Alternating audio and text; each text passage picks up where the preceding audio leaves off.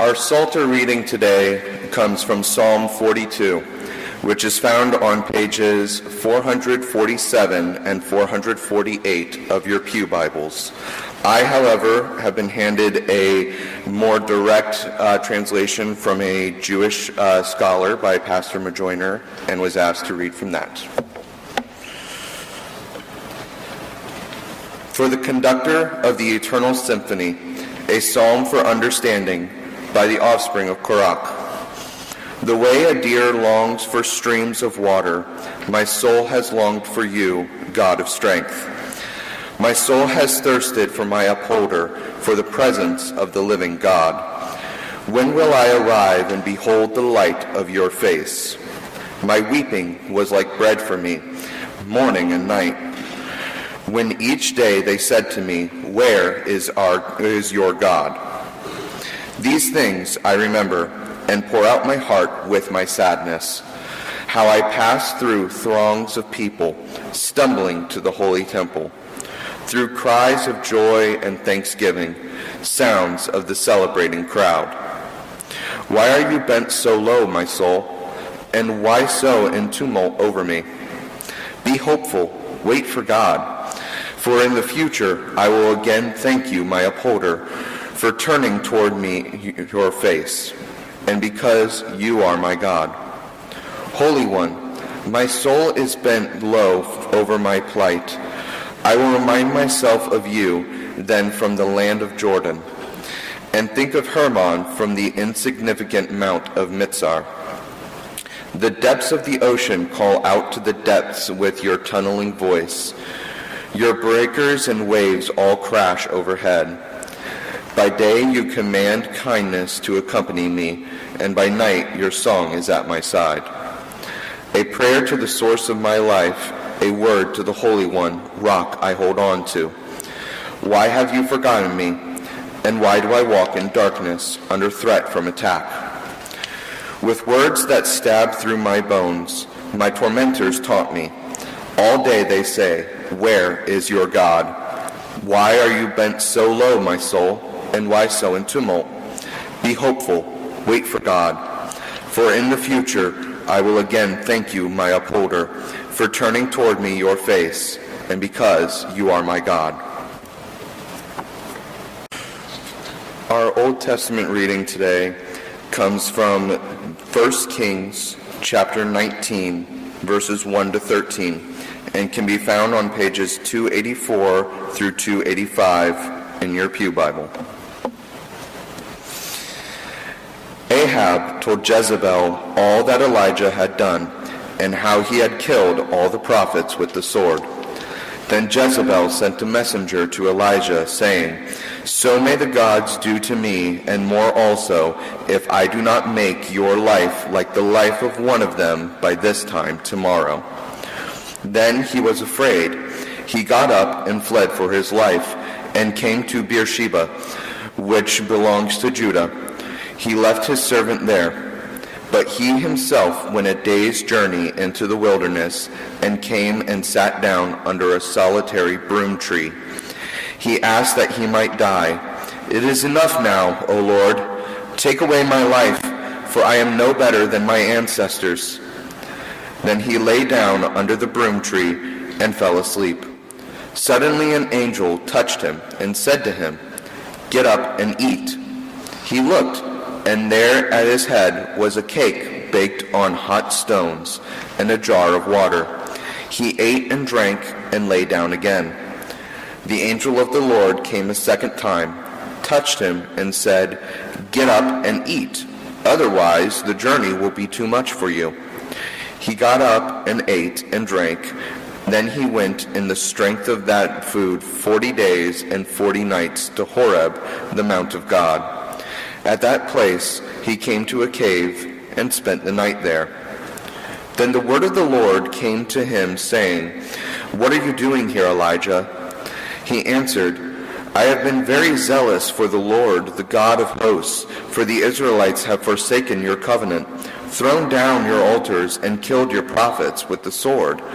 I alone am left, and they are seeking my life to take it away. He said, Go out, stand on the mountain before the Lord, for the Lord is about to pass by. Now there was a great wind, so strong that it was splitting mountains and breaking rocks in pieces before the Lord. But the Lord was not in the wind. And after the wind, an earthquake. But the Lord was not in the earthquake. And after the earthquake, a fire. But the Lord was not in the fire. And after the fire, a sound of sheer silence. When Elijah heard it, he wrapped his face in his mantle and went out and stood at the entrance of the cave. Then there came a voice to him that said, "What are you doing here, Elijah?" This morning we meet Elijah, the powerful prophet of the time of Israel's kings. With Moses, the leader of the Exodus and author of the sacred Torah, Elijah met with Jesus on the Mount of Transfiguration. But today we find him sitting in the dirt in the shade of a scruffy little tree out in the desert, wishing he was dead. Elijah was a prophet, one of many of the prophets who spoke for God. There were prophets of the various Middle Eastern gods, including Baal, who God sees as false gods. Baal is important here as the Canaanite god of weather, rain, and rainstorms, and because rain brings life to the desert, of fertility and life. Baal competes with the God of Israel, and so the children of Israel are forbidden to worship him or any of the false gods, which of course they do repeatedly. The dynasty of David and Solomon is over, and new kings have come and gone, each one more evil and flawed than the one before. And then comes Ahab, who the author of 1 Kings says did more to provoke the anger of the Lord, the God of Israel, than had all of the kings of Israel who were before him. He seems driven to madness by evil, a good model for Herman Melville's anti-hero. He marries Jezebel, the daughter of the king of Sidon, to the north and follows her into worshiping Baal. And then Elijah comes along and directly challenges Ahab's and Jezebel's God in its evil power and authority. He tells them, "As the Lord, the God of Israel lives, before whom I stand, there shall be neither rain nor dew these years except by my word." And the rain stops for 3 years. Famine comes and crops fail. People are hungry, unrest begins, and Ahab responds by trying to hunt Elijah down. Ahab's power base in Samaria was hit especially hard, and Ahab's wife, Jezebel, the power behind the throne, takes revenge by killing Elijah's fellow prophets. So God sends Elijah out into the wilderness for protection, and in the 3rd year of the drought, has him go to tell Ahab that God will send rain, but on God's terms. Elijah calls Ahab and Jezebel and challenges them to bring 450 prophets of Baal and 400 prophets of Asherah, another popular local god, along with all the people up to the top of Mount Carmel that's out on the Mediterranean coast, a sacred site for both Israelite and Canaanite people. Each side gets an altar and a bull to sacrifice on it, and they each get to make their case to their God. The 850 prophets of Baal and Asherah go first. They try to call down fire from heaven, crying and praying and hitting and cutting themselves all morning without so much as a flicker from above. Then Elijah comes up and he makes the job as hard as he can. He soaks down his altar and the bull 3 times, and when he steps up and calls on God to answer him, fire from God roars down and consumes the bull, the wood, the stones, the dirt, and the water that they had soaked it all with, all in a flash. When the people see God's power, they fall down and worship the true God, and with Elijah's encouragement, they turn on the prophets of Baal and Asherah and kill all 850 of them, which infuriates Jezebel and Ahab. And then the rain comes, proving God's power. So in revenge, Jezebel sends one of her thugs to Elijah with a hand-delivered death threat, and Elijah, feeling very much alone, runs for his life over 100 miles south to Beersheba on the edge of the desert, and then heads alone out into the desert wilderness, hoping to die there. Exhausted and hungry, broken-hearted that his people are following false gods and convinced that he's the only faithful prophet left alive, he drops down in the sand under a little broom tree, which is a biblical symbol of protection and a bit of shade in the hot Negev desert. Burned out and convinced of his failure, he wishes he was dead.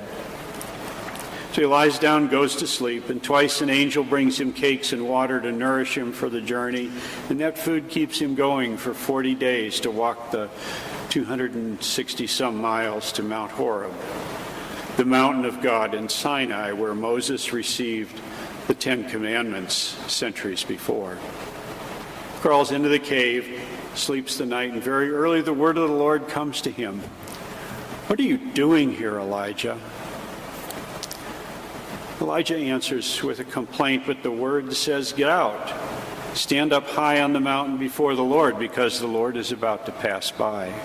And the mountaintop is blasted by a powerful wind that breaks rocks, and an earthquake shakes the mountain, and a wildfire roars over it, but as powerful as each of them were, the Lord wasn't in any of them. The wind dies, the mountain settles down, and the fire cools, and all that's left is the sound of sheer silence. God wasn't in the damaging windstorm, the disorienting earthquake, or the terrifying fire. Now, I've been in tornadoes and a hurricane and earthquakes, but the fire scares me the most. I remember watching the news stories about the fires my daughter was dispatched to as a wildland firefighter for the Forest Service up in Colorado. Fires racing up hillsides, houses leveled, juniper and pinyon pines exploding into flames, and the heartbreaking stories of fire crews like the Granite Mountain Hotshots who lost their lives fighting those fires. We never rested well until she called us and told us she was heading home. Parents of firefighters never sleep easily during fire season. But God wasn't in any of these events, and as the fire dies, the sound of sheer silence stops everything.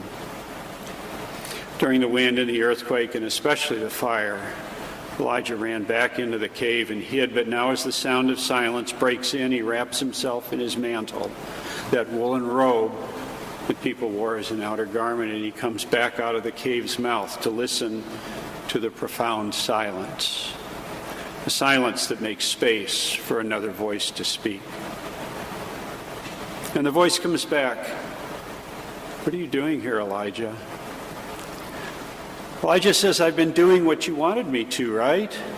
And the Lord tells him, "Well, now get up and go up to Damascus and anoint Hazael to be king over Aram, because Aram will ultimately get rid of Ahab and Jezebel." It's over 400 miles from Mount Horeb to Damascus, more than 3 weeks of walking. And the author says, so he set out from there. He had direction and work to do now. When he left Beersheba and headed out a day's walk into the desert wilderness, Elijah said, "Enough of this, God. Take my life. I'm ready to join my ancestors." Elijah was overwhelmed and thought he was alone, and he wanted to just give up. Do you ever feel this way? Too much happening, no relief in sight, one thing after another, a world out of control and nothing we can do about it. One bad news story after another, and we don't have a real answer for any of it. And turning off the news just makes things worse. Elijah was laying there all alone in the thin shade of a broom tree, convinced he was all alone and out of options. Did you ever feel that way? Like we're alone with no answers, no energy to move forward, and no clear way to go? Do we hear God asking, "What are we doing here?" Elijah does. But after the verses Nick read so well for us, God tells him, Elijah, you're not alone. There are 7,000 like you who've never taken a knee to Baal, who've never signed on with Ahab and Jezebel. He wasn't alone. He never had been. It's easy to feel burned out right now, especially if you watch the news too much, probably like I do. It's easy to feel alone and overwhelmed, but when we can quiet ourselves and make the effort to listen to the silence, the still small voice, we give the Spirit space to encourage us, to empower us, to get us going. If we're listening, God's question, what are we doing here, is still in the air. And like Elijah, we're not alone. A couple of weeks ago, the Indiana-Kentucky Conference got together for our annual gathering. People came from UCC churches in Indiana and Kentucky from all of our associations. We gathered for worship and prayer and business and learning and sharing meals and encouragement, telling each other that we're not alone. We're not alone in this, no matter how we sometimes feel hiding under our own little broom trees.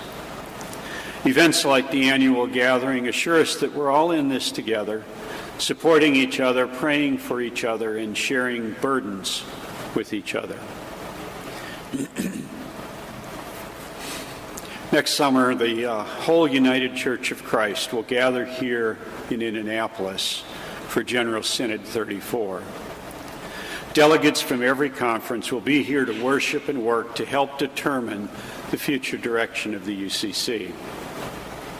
Preparations have already begun, and our Indiana-Kentucky Conference, who's hosting the Synod, will need all the help they can get. Most important, we'll be empowered by God to show each other that we are not alone in this, that God has preserved and strengthened and motivated thousands of God's people to do God's work. And that work continues, and we're an integral part of that work. So what are we doing here? There are so many things to do and so many things to support and pray for in the next year. This coming year is a year of opportunity to join the whole United Church of Christ. We have the privilege of working to strengthen and expand the work God has called us to, together with the hundreds, maybe thousands of our UCC sisters and brothers who will be here, and help them know that they're not alone in this either.